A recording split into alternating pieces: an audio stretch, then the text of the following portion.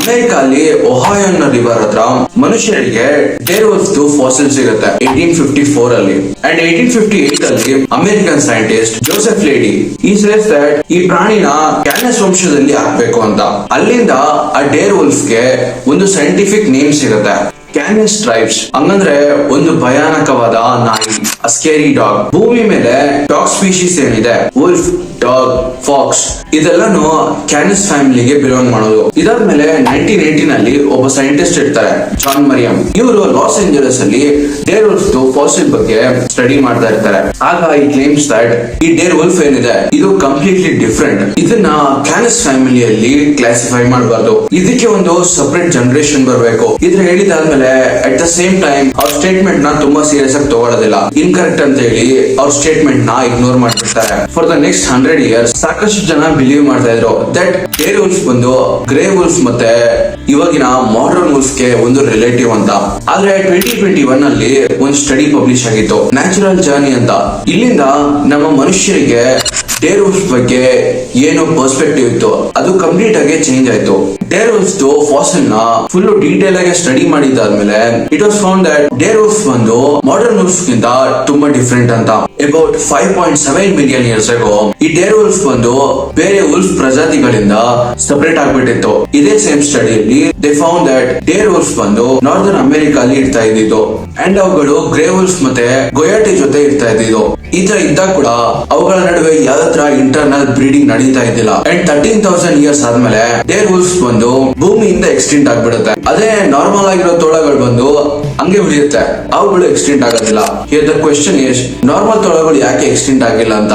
Deere wolf ಬಂದು extinct ಆಗ್ಬಿಡ್ತು. ಇದಕ್ಕೆ ಯಾರಿಗೂ ಕೂಡ ಎಕ್ಸಾಕ್ಟ್ ರೀಸನ್ ಗೊತ್ತಿಲ್ಲ. ಆದ್ರೆ ಸೈಂಟಿಸ್ಟ್ ಗಳು ಬಿಲೀವ್ ಮಾಡೋ ಪ್ರಕಾರ ಡೇರ್ ವುಲ್ಫ್ ಬಂದು ಸಾಕಷ್ಟು ದೊಡ್ಡ ಪ್ರಾಣಿಗಳನ್ನ ಹಂಟ್ ಮಾಡ್ತಾ ಇದ್ದಿದ್ದು. ಆ ದೊಡ್ಡ ಪ್ರಾಣಿಗಳು ಎಕ್ಸ್ಟಿಂಟ್ ಆಗ್ತಾ ಇತ್ತಂದ್ರೆ ಅವುಗಳ ಜೊತೆಲಿ ಡೇರ್ ವುಲ್ಫ್ ಕೂಡ ಎಕ್ಸ್ಟಿಂಟ್ ಆಗ್ಬಿಡುತ್ತೆ. ಇದು ಬಿಟ್ಟು ಇನ್ನೊಂದು ಥಿಯರಿ ಇದೆ, ಈ ಡೇರ್ ವುಲ್ಫ್ ಏನಿತ್ತು ಇವುಗಳು ನಾರ್ಮಲ್ ತೋಳಗಳ ಜೊತೆಯಲ್ಲಿ ಇಂಟರ್ ಬ್ರೀಡಿಂಗ್ ಮಾಡೋದಿಲ್ಲ.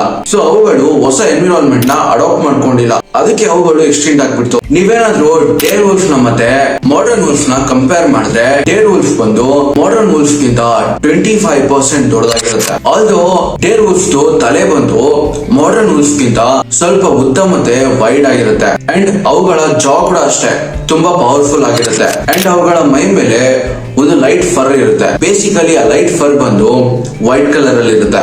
ಇವತ್ತಿನ ತೋಳಗಳು ಹೇಗೆ ಗುಂಪಲ್ಲಿ ಇರ್ತವೆ ಅದೇ ತರನೇ ಡೇರ್ ವುಲ್ಫ್ ಕೂಡ ಗುಂಪಲ್ಲಿ ಇರ್ತಾ ಇದ್ದಿದ್ದು. ಈ ತರ ಗುಂಪಲ್ಲಿ ಇರ್ಬೇಕಾದ್ರೆ ಹಂಟ್ ಮಾಡೋದಿಕ್ಕೆ ಈಸಿ ಆಗುತ್ತೆ. ಈಗ ಈ ಡಿ ಎಕ್ಸ್ಟಿಂಕ್ಷನ್ ಅಂದ್ರೆ ಏನು? What is this D extinction? ಹೇಗೆ ಈ ಕಂಪ್ನಿ ಬಂದು ಡೇರ್ ವುಲ್ಫ್ ನ ಡಿ ಎಕ್ಸ್ಟಿಂಕ್ಷನ್ ಮಾಡ್ತಾ ಇದೆ? ಡಿ ಎಕ್ಸ್ಟಿಂಕ್ಷನ್ ಬಂದು ಎಕ್ಸ್ಟಿಂಕ್ಷನ್ ಗೆ ಆಪೋಸಿಟ್ ವರ್ಡ್. ಯಾವ್ದಾದ್ರು ಸ್ಪೀಶಿ ಎಕ್ಸ್ಟಿಂಕ್ಟ್ ಆಗಿದ್ರೆ ಅದನ್ನ ವಾಪಸ್ ತಗೊಂಡ್ಬರೋದೇ ಡಿ ಎಕ್ಸ್ಟಿಂಕ್ಷನ್. ಈ ಡಿ ಎಕ್ಸ್ಟಿಂಕ್ಷನ್ ಗೆ 3 ways ಇದೆ. ಮೊದಲನೇದು ಬಂದು ಬ್ಯಾಕ್ ಬ್ರೀಡಿಂಗ್. ಎಕ್ಸ್ಟಿಂಕ್ಟ್ ಆಗಿರೋ ಪ್ರಾಣಿದು ಯಾವ್ದಾದ್ರು ಕ್ಲೋಸ್ ರಿಲೇಟಿವ್ ಇದ್ರೆ ಅದನ್ನ ಸೆಲೆಕ್ಟ್ ಮಾಡೋದು ಅಂಡ್ ಆ ಪ್ರಾಣಿಯಲ್ಲಿ ಅಂಡ್ ಎಕ್ಸ್ಟೆಂಟ್ ಆಗಿರೋ ಪ್ರಾಣಿಯಲ್ಲಿ ಕ್ಯಾರೆಕ್ಟರಿಸ್ಟಿಕ್ಸ್ ಏನಿತ್ತು ಆ ಕ್ಯಾರೆಕ್ಟರಿಸ್ಟಿಕ್ಸ್ ಬಂದು ಅದ್ರ ರಿಲೇಟಿವ್ ಕೂಡ ಇರಬೇಕು. ಅದನ್ನ ಚೂಸ್ ಮಾಡಿ ಅದನ್ನ ಬ್ರೀಡ್ ಮಾಡಿಸ್ತಾರೆ. ಬ್ರೀಡಿಂಗ್ ಮಾಡಿಸ್ತಾ ಆ ಎಲ್ಲಾ ಕ್ಯಾರೆಕ್ಟರ್ಸ್ ನ ಒಂದೇ ಪ್ರಾಣಿಯಲ್ಲಿ ಹಾಕೋದಿಕ್ಕೆ ಟ್ರೈ ಮಾಡ್ತಾರೆ. ಈ ಎಕ್ಸ್ಪೆರಿಮೆಂಟ್ ಗೆ ಒಂದು ರಿಯಲ್ ಲೈಫ್ ಎಕ್ಸಾಂಪಲ್ ಇದೆ, ಕುವಾಗ ಪ್ರಾಜೆಕ್ಟ್. ಈ ಫೋಟೋ ನೋಡಿ, ಇದ್ರ ಹೆಸರು ಬಂದು ಕುವಾಗ. ಈ ಪ್ರಾಣಿದು ಫಸ್ಟ್ ಹಾಫ್ ಬಂದು ಜೀಬ್ರಾದು ಅಂಡ್ ಸೆಕೆಂಡ್ ಹಾಫ್ ಬಂದು ಕುದುರೆದು. ಈ ಪ್ರಾಣಿ ಬಂದು ಸೌತ್ ಆಫ್ರಿಕಾ ಅಲ್ಲಿ ಇರ್ತಾ ಇದ್ದಿದ್ದು ಅಂಡ್ 1883 ಅಲ್ಲಿ ಈ ಪ್ರಾಣಿ ಬಂದು ಎಕ್ಸ್ಟೆಂಟ್ ಆಗ್ಬಿಡುತ್ತೆ ಬಿಕಾಸ್ ಆಫ್ ಹಂಟಿಂಗ್. ಮನುಷ್ಯರು ಆ ಪ್ರಾಣಿನ ಎಕ್ಸ್ಟೆಂಟ್ ಆಗೋವರೆಗೂ ಹಂಟ್ ಮಾಡಿದ್ರು. ಇದೇನೆ ಲಾಸ್ಟ್ ಫೋಟೋ ಈ ಕುವಾಗದು. 1987 ಅಲ್ಲಿ ಸೈಂಟಿಸ್ಟ್ ಗಳು ಕುವಾಗ ಪ್ರಾಜೆಕ್ಟ್ ಅಂತ ಸ್ಟಾರ್ಟ್ ಮಾಡ್ತಾರೆ, ಕುವಾಗನ ಡಿ ಎಕ್ಸ್ಟೆಂಟ್ ಮಾಡೋದಿಕ್ಕೆ. ಇದನ್ನ ಮಾಡೋದಿಕ್ಕೆ ಒಂದು ಜೀಬ್ರಾನ ಚೂಸ್ ಮಾಡ್ತಾರೆ. ಆ ಜೀಬ್ರಾಗೆ ಅದ್ರ ಮೈ ಮೇಲಿರೋ ಸ್ಟ್ರಾಪ್ಸ್ ಬಂದು ತುಂಬಾ ಕಡಿಮೆ ಇತ್ತು, ಎಸ್ಪೆಷಲಿ ಹಿಂದೆ ಇರೋ ಭಾಗದಲ್ಲಿ. ಅದನ್ನ ಸೆಲೆಕ್ಟಿವ್ ಬ್ರೀಡಿಂಗ್ ಮಾಡ್ತಾರೆ. ಆ ಜೀಬ್ರಾಗೆ ಹುಟ್ತಾ ಇದ್ದ ಜೀಬ್ರಾನ ಮತ್ತೆ ಕಡಿಮೆ ಸ್ಟ್ರಾಪ್ಸ್ ಇರೋ ಜೀಬ್ರಾ ಜೊತೆಯಲ್ಲಿ ಬ್ರೀಡ್ ಮಾಡಿಸ್ತಾ ಇದ್ರು. ಇದನ್ನ ಆಲ್ಮೋಸ್ಟ್ 20 years ವರೆಗೂ ಮಾಡ್ತಾರೆ. 3 ಜನರೇಷನ್ ಆದ್ಮೇಲೆ ಈ ಜೀಬ್ರಾ ಉಟ್ಕೊಂಡಿದ್ದು. This is called as back breeding. ಇದು ಆಚೆಯಿಂದ ನೋಡೋದಿಕ್ಕೆ ಕುವಾಗ ತರ ಕಾಣಿಸುತ್ತೆ, ಆದ್ರೆ ಈ ಪ್ರಾಣಿ ಒಳಗಡೆ ಕುವಾಗದು ಕ್ಯಾರೆಕ್ಟರಿಸ್ಟಿಕ್ಸ್ ಇನ್ವಾಲ್ವ್ ಆಗಿದೆಯಾ ಅದೇ ಇಲ್ಲಿ ಒಂದು ಕ್ವೆಶ್ಚನ್ ಮಾರ್ಕ್. ಈ ತರ ಬ್ರೀಡಿಂಗ್ ಅಲ್ಲಿ ಹೊರಗೆ ಏನ್ ಕಾಣಿಸುತ್ತಲ್ಲ ಅದನ್ನ ನಾವು ವಾಪಸ್ ತಗೊಂಡ್ ಬರ್ಬೋದು, ಆದ್ರೆ ಒಳಗಡೆ ಅದ್ರ ಕ್ಯಾರೆಕ್ಟರಿಸ್ಟಿಕ್ಸ್ ನ ವಾಪಸ್ ತರೋದು ತುಂಬಾ ಕಷ್ಟ. ಈ ಬ್ಯಾಕ್ ಬ್ರೀಡಿಂಗ್ ಅಲ್ಲಿ ಇದನ್ನೇ ಒಂದು ಮೇಜರ್ ಡಿಸ್ಅಡ್ವಾಂಟೇಜ್. ಎರಡನೇ ಟೆಕ್ನಿಕ್ ಬಂದು ಕ್ಲೋನಿಂಗ್. ಕ್ಲೋನಿಂಗ್ ಅಲ್ಲಿ ಒಂದು ಆನಿಮಲ್ ಪ್ರಾಪರ್ ಜೆನೆಟಿಕ್ ನ ಕಾಪಿ ಮಾಡೋದು. ಈ ತರ ಕಾಪಿ ಮಾಡೋದಕ್ಕೆ ಎಕ್ಸ್ಟೆಂಟ್ ಆಗಿರೋ ಆನಿಮಲ್ದು ಒಂದು ಲಿವಿಂಗ್ ಸೆಲ್ ಇರಬೇಕು. ಆ ಲಿವಿಂಗ್ ಸೆಲ್ ಅಲ್ಲಿ ನ್ಯೂಕ್ಲಿಯಸ್ ನ ತೆಗೆದು ಇನ್ನೂ ಒಂದು ಪ್ರಾಣಿದು ಲಿವಿಂಗ್ ಎಗ್ಸ್ ಅಲ್ಲಿ ಹಾಕ್ತಾರೆ. ಇದು ಕೇಳೋದಕ್ಕೆ ತುಂಬಾ ಈಸಿ ಅನ್ಸುತ್ತೆ, ಆದ್ರೆ ಮಾಡೋದು ತುಂಬಾ ಕಷ್ಟ.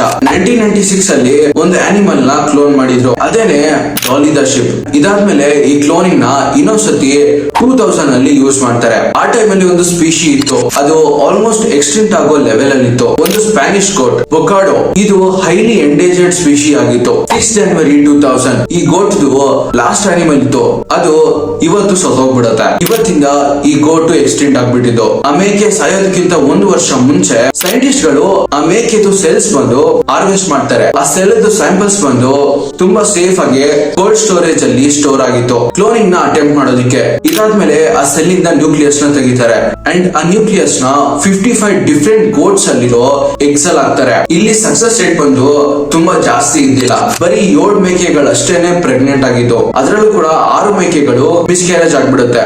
ಇನ್ನ ಒಂದು ಹೆಣ್ಣು ಮೇಕೆಗೆ ಜೀವ ಕೊಡುತ್ತೆ. ಆ ಹೆಣ್ಣು ಮೇಕೆ ಹುಟ್ಟಿ ಬರೀ 10 ನಿಮಿಷದಲ್ಲೇ ಲಂಗ್ ಡಿಫೆಕ್ಟ್ ಇಂದ ಸತ್ತೋಗ್ಬಿಡುತ್ತೆ. ಇದಕ್ಕಾಗಿ ಬುಕಾಡೋ ಗೋಟ್ ಏನಿದೆ ಅದು 2 ಸತಿ ಎಕ್ಸ್ಟೆಂಟ್ ಆಯ್ತು ಅಂತ ಹೇಳ್ತಾರೆ. ಇದರಿಂದ ನಿಮ್ಗೆ ಅರ್ಥ ಆಗಿರುತ್ತೆ ಹೌ ಕ್ಲೋನಿಂಗ್ ಈಸ್ ಡಿಫಿಕಲ್ಟ್. ಮೂರನೇದು ಜೆನೆಟಿಕ್ ಇಂಜಿನಿಯರಿಂಗ್. ಈ ಮಾಡರ್ನ್ ಟೈಮ್ ಅಲ್ಲಿ ಈ ಮೆಥಡ್ ಬಂದು ತುಂಬಾ ಹೊಸದು ಮತ್ತೆ ಪ್ರಾಮಿಸಿಂಗ್ ಮೆಥಡ್. ಇದರಲ್ಲಿ ಸೈಂಟಿಸ್ಟ್ ಗಳು ಫಾಸಿಲ್ಸ್ ನ ಯೂಸ್ ಮಾಡ್ತಾರೆ.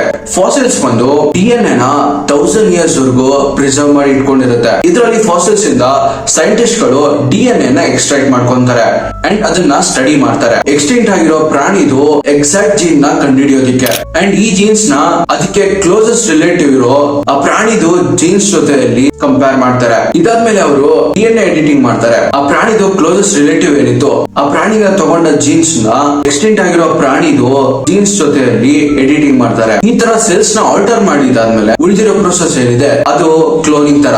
ಈ ತರ ಮಾಡಿದಾದ್ಮೇಲೆ ಆ ಲಿವಿಂಗ್ ಜೀನ್ ಏನಿದೆ ಅದನ್ನ ಒಂದು ಬದುಕಿರೋ ಪ್ರಾಣಿಯಲ್ಲಿ ಇನ್ಸ್ಟಾಲ್ ಮಾಡ್ತಾರೆ ಅಂಡ್ ಆ ಪ್ರಾಣಿ ನೆಕ್ಸ್ಟ್ ಮರಿ ಆಗ್ದಾಗ ಆ ಮರಿಗಳು ಈ ಹೊಸ ಜೀನ್ ಇಂದ ಹೊರಗೆ ಬರುತ್ತೆ. ಇದರಲ್ಲಿ 2 ಮೇನ್ ಚಾಲೆಂಜಸ್ ಇದೆ. ಫಸ್ಟ್ ಒನ್ ಬಂದು ಎಕ್ಸ್ಟೆಂಟ್ ಆಗಿರೋ ಪ್ರಾಣಿದು ಒಂದು ಕಂಪ್ಲೀಟ್ ಮತ್ತೆ ಕರೆಕ್ಟ್ DNA ಸಿಗ್ಬೇಕು. ಯಾವಾಗ ಭೂಮಿಯಿಂದ ಎಕ್ಸ್ಟೆಂಟ್ ಆಗಿರೋ ಪ್ರಾಣಿಗಳದ್ದು ಫಾಸಿಲ್ ಸಿಗತ್ತಲ್ಲ, ಆ ಫಾಸಿಲ್ ಬಂದು ಆಲ್ಮೋಸ್ಟ್ ಡ್ಯಾಮೇಜ್ ಆಗಿರುತ್ತೆ, ಇಲ್ಲ ಒಡೆದೋಗಿರುತ್ತೆ. ಫಾಸಿಲ್ಸ್ ಒಡೆದೋದಂಗೆ DNA ಕೂಡ ಒಡೆದೋಗಿರುತ್ತೆ. ಅಂಡ್ ಎರಡನೇದು ಬಂದು ಯಾವಾಗ DNA ಎಡಿಟಿಂಗ್ ನಡೆಯುತ್ತಲ್ಲ ಆಗ ನೀವು ಬಿಲಿಯನ್ಸ್ ಆಫ್ DNA ನ ಚೇಂಜ್ ಮಾಡೋದು ಈಸಿ ಅಲ್ಲ. 2021 ಅಲ್ಲಿ ಒಬ್ಬ ಅಮೆರಿಕನ್ ಬಿಲಿಯನಿಯರ್ ಬೆನ್ ಲ್ಯಾಮ್ ಇವರು ಮತ್ತೆ ಇನ್ನೊಬ್ಬ ರಿನೌಂಡ್ ಸೈಂಟಿಸ್ಟ್ ಜಾರ್ಜ್ ಚರ್ಚ್ ಇವರಿಬ್ರು ಸೇರಿ ಒಂದು ಕಂಪನಿನ ಸ್ಟಾರ್ಟ್ ಮಾಡ್ತಾರೆ, ಕೊಲೋಸಸ್ ಬಯೋಸೈನ್ಸ್. 13,000 ಇಯರ್ಸ್ ಆಗೋ ಒಂದು ಪ್ರಾಣಿ ಬಂದು ಎಕ್ಸ್ಟೆಂಟ್ ಆಗ್ಬಿಟ್ಟಿತ್ತು, ಡೇರ್ ವುಲ್ಫ್. ಈ ಪ್ರಾಣಿನ ಇವತ್ತು ಜೆನೆಟಿಕ್ ಇಂಜಿನಿಯರ್ ಇಂದ ಮತ್ತೆ ಎಕ್ಸ್ಟೆಂಟ್ ಮಾಡಿದ್ದಾರೆ.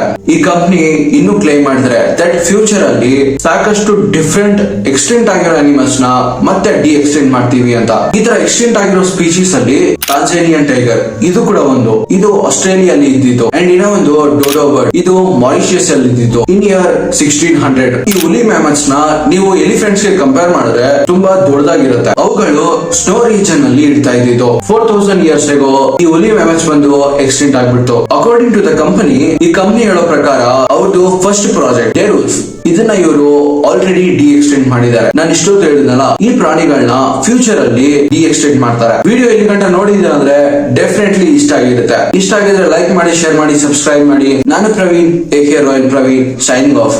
Meet in the next video. Bye. Peace.